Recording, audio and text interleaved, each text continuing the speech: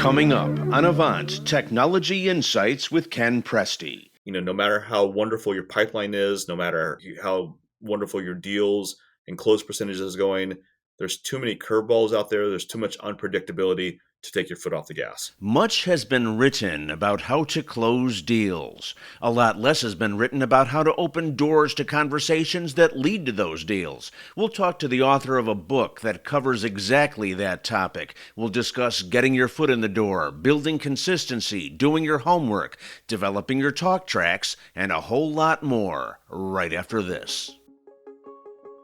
Welcome to Avant Technology Insights. I'm your host, Ken Presti, Research Vice President of Avant Research and Analytics. The link between solving business challenges and cutting-edge technologies has become tighter and more complex than ever before. In this podcast series from Avant Research and Analytics, we help enterprise decision makers sort through the business case, the value, the challenges, and ultimately the bottom line of technology adoption. So listen to us at your desktop, take us in the car, tune in from the commuter train, or download us at the gate. You'll find us on Apple, Spotify, and Google, as well as at www.goavant.net/podcast. My guest today is Managing Director of Kansas City-based Connect 5000, a company that focuses on lead generation and sales consulting with an emphasis on helping clients get the door open for that first call. Since March of 2010, Connect 5000 has helped a lot of software technology and consulting companies boost sales revenues, leveraging more effective prospecting strategies. He's now the author of the recently released book entitled How to Score from First Base in Sales. I want to say hello to Ray Ruecker. Ray, welcome to the program. Great to have you on board today. You've written a book that just came out called How to Score from First Base in Sales. I like the mixed metaphor about sales and baseball right there. I'm a big baseball fan as well. Lots of books about sales best practices out there. Why is this the book that people should read? Let's start with the money question right there. Absolutely. And Ken, thanks for having me on. A couple years ago, I did an Amazon search on sales books, and there were, I believe, over a million different titles out there. I did a search on sales prospecting, business development, and lead generation, and there were about 1,100. And so I didn't want to write another book on sales, but I felt that there was room in the market for how to get in the door at targeted companies, whereas a lot of companies or a lot of books seem to talk about how to close deals, but no one talks about the most important half of getting in the door. Yeah, and I could see how that would be because for a lot of people, not just in sales, but in marketing and anyone who does any kind of prospecting, making that first attempt, making that first impression in a positive way is one of the more difficult things to do. Walk me through the baseball analogy, how to score from first base. What were you seeing there that said, yeah, that's the title of my book? Well, I'd love to take credit for the title of this book, but I can't. The original title I had in my mind was How to Get on First Base in Sales. And so that was kind of what I had planned to. And so I was chatting with an old client of mine about the idea, and he made the suggestion how to score from first base in sales. It was a client of mine named Adam Stein out of San Jose, California. He's a client of mine. And so the analogy was, how do we, if you look at a sales cycle as, home plate is bringing on a client, there are a couple of steps in between. And so in the years that I've talked to countless marketing and sales folks, it seems like their hardest part is not closing the deal.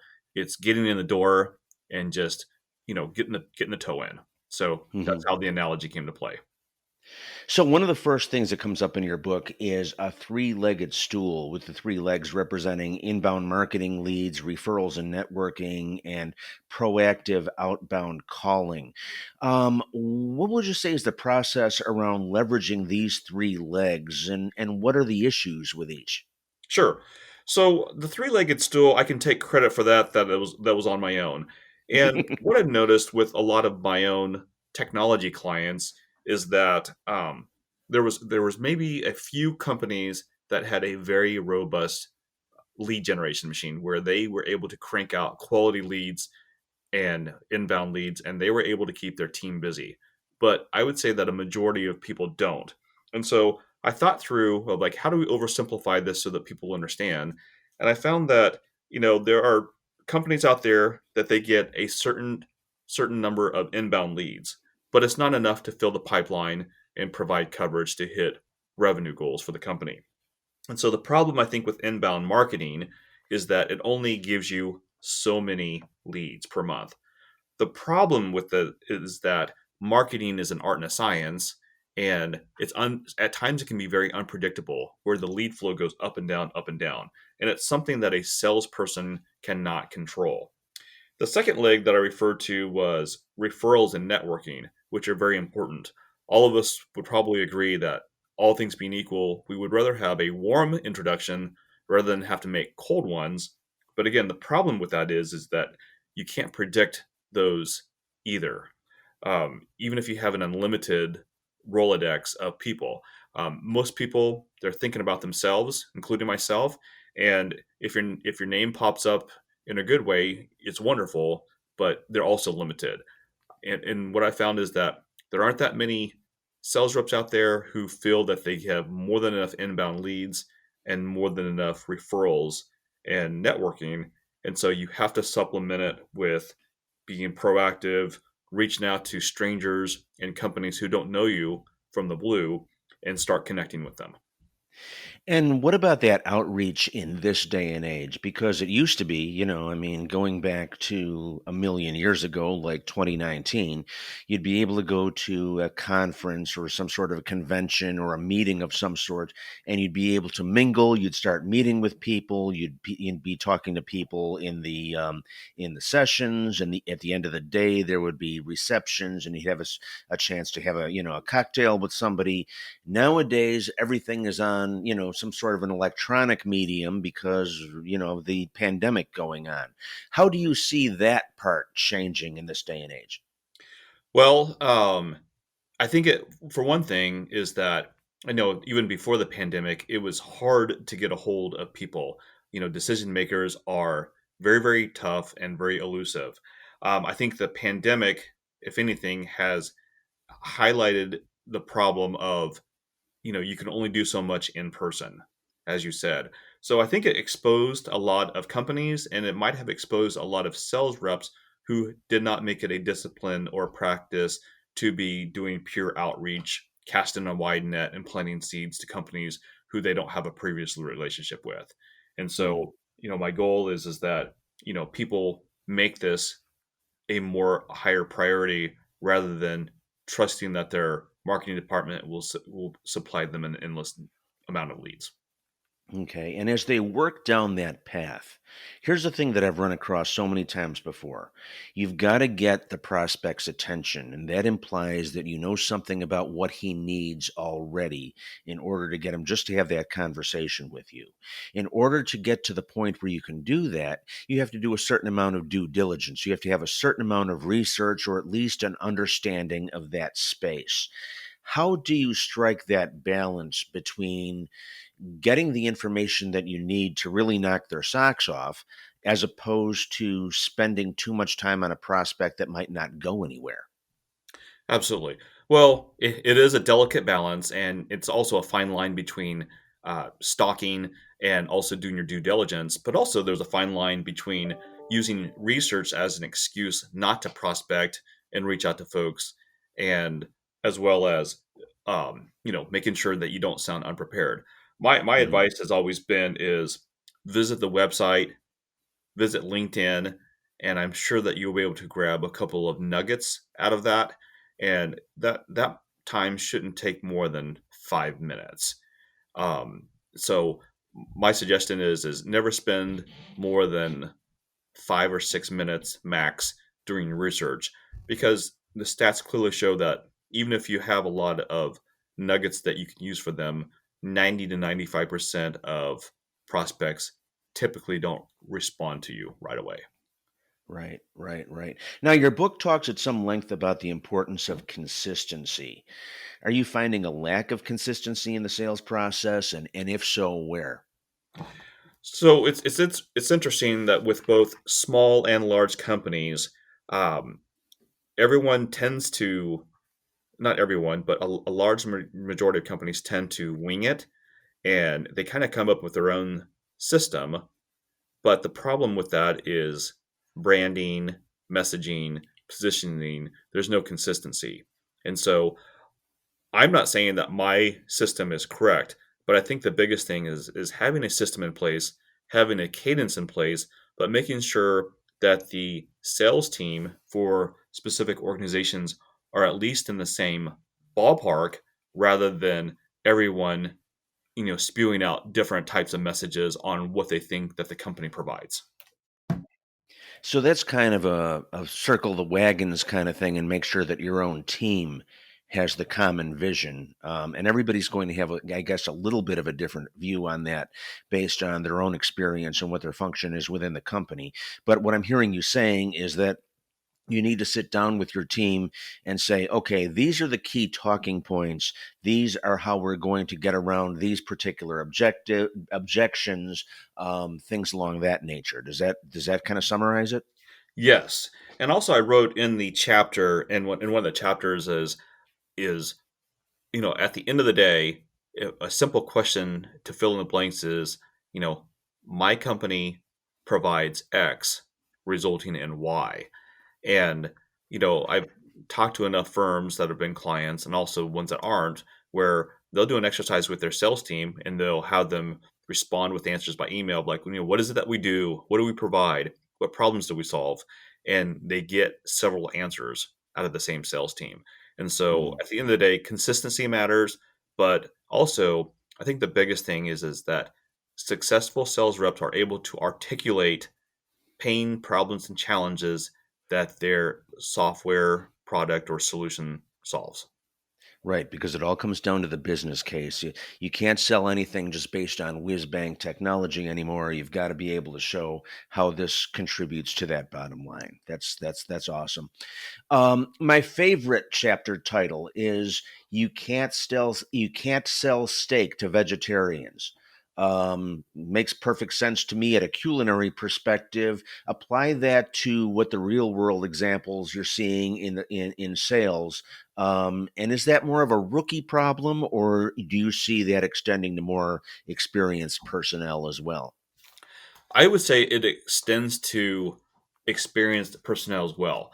So I think sometimes the problem or the challenge is that whatever is out there, it has a lot of wonderful features and benefits.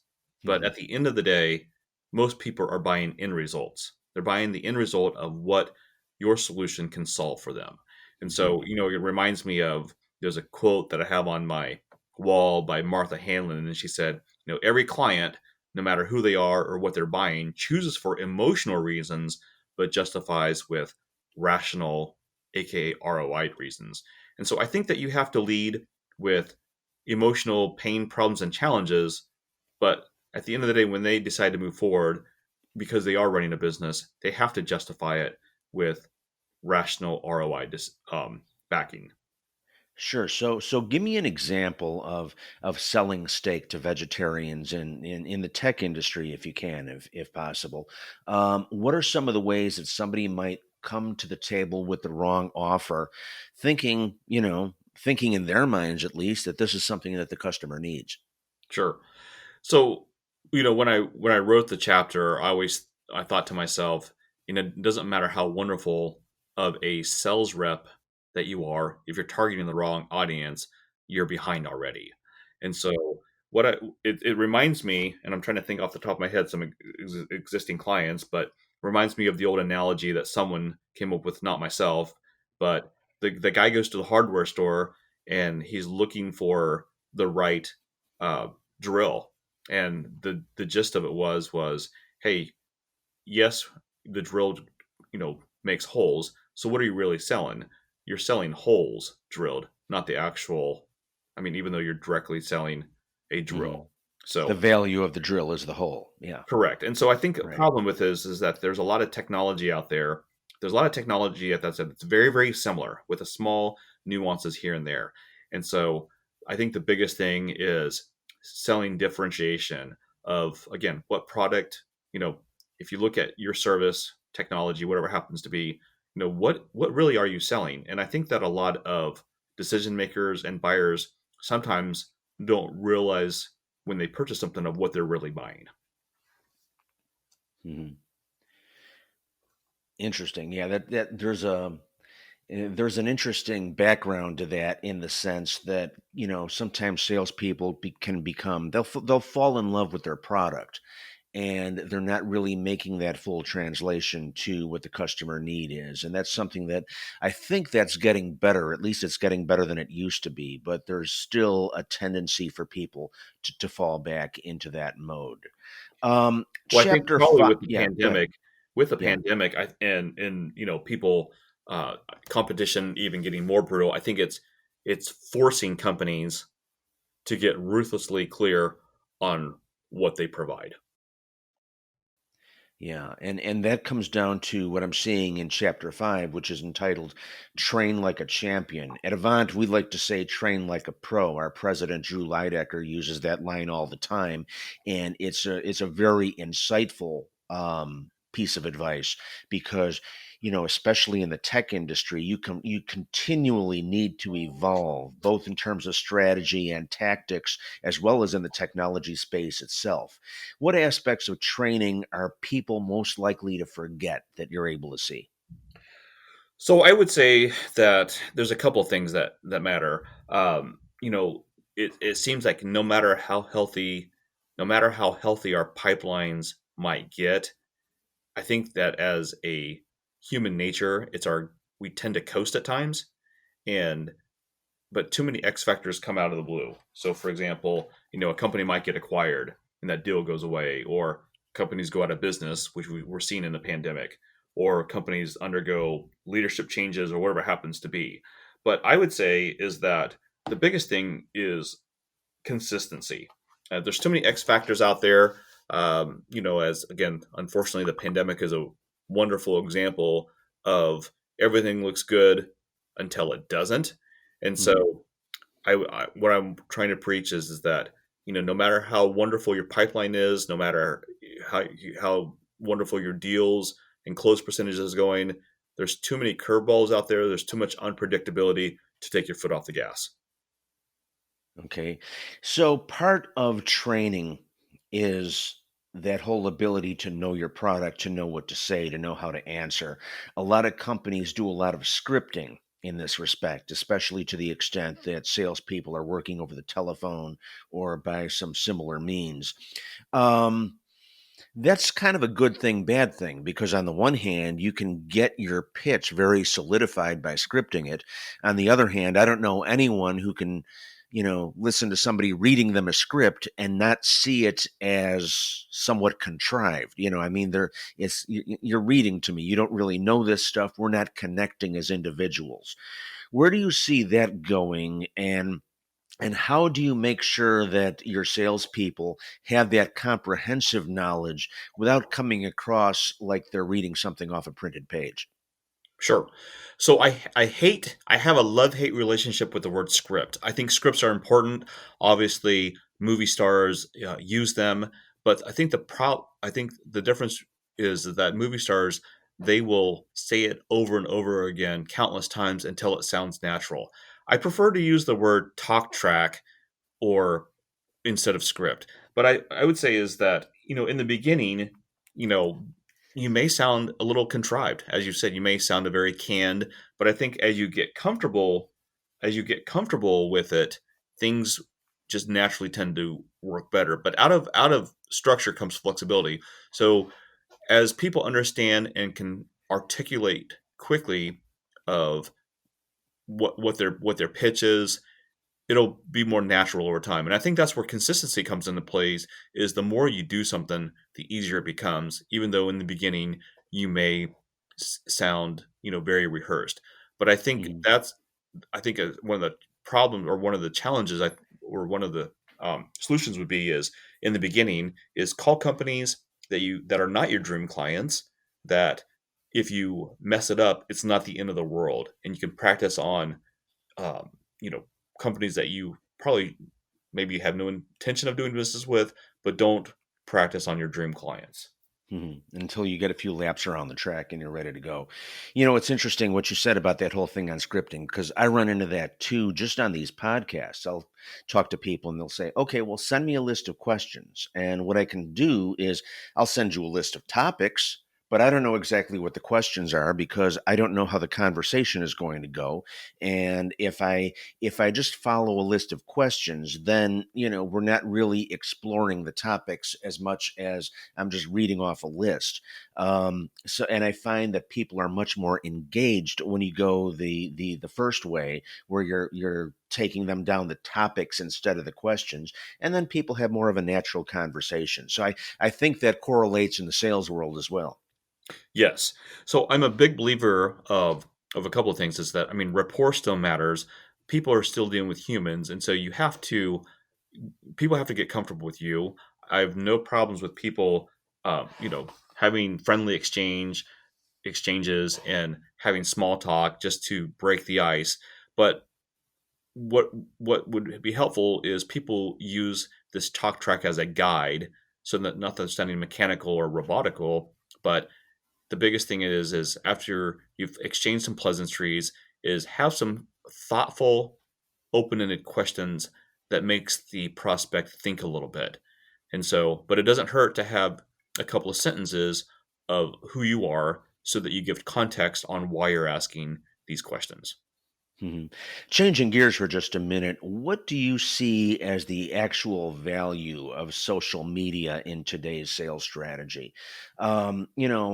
I spend a lot of time on LinkedIn, Twitter, Facebook, all that. It's one of my primary means of reaching out with new content.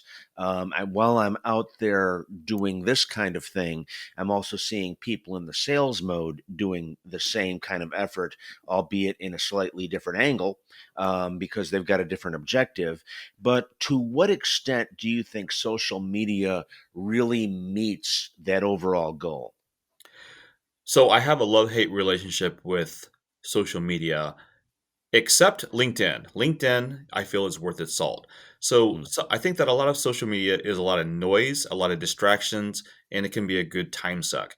I think obviously if you're a large brand like Amazon or Coca-Cola or GM, they need to have a presence out there because it's another validation, but to me it's also the equivalent of a business card. They need to have it out there to stay visible in the market. For the small companies, got to be very, very selective. So, for example, for personally, I'm on Facebook. For Twitter, it's a little bit of personal and professional, but for LinkedIn, LinkedIn is gold, and I find 99% of my, uh, prospects and targets and clients on LinkedIn. It's definitely worth it. I think the thing about it is using it appropriately and not getting um, involved on wasteful activities. So I don't know And if I when you answered say your using question. it appropriately, what does that mean? So, so LinkedIn, when I train with clients, it's good to glance at the website, visit a few pages, look at your prospect that you're trying to get a hold of, and see if you can glean some common ground. But I think that decision makers respect the fact that you've done some homework on them. But um, if they said, hey, you could only keep one social media platform, for me, it would be hands down LinkedIn. And Mhm. because for the most part, I would say that 90% of people keep their information up to date. But again, you can't use Okay. it as an excuse not to constantly do business development. And to do all that, the extra things, the basic blocking and tackling that goes all with it, all this. So once you've got the prospect established and you've talked to them and they like you and they seem like there's something going on there, what is the key to making the most out of that connection? Not just from a transactional approach, but also from the standpoint of an ongoing customer relationship.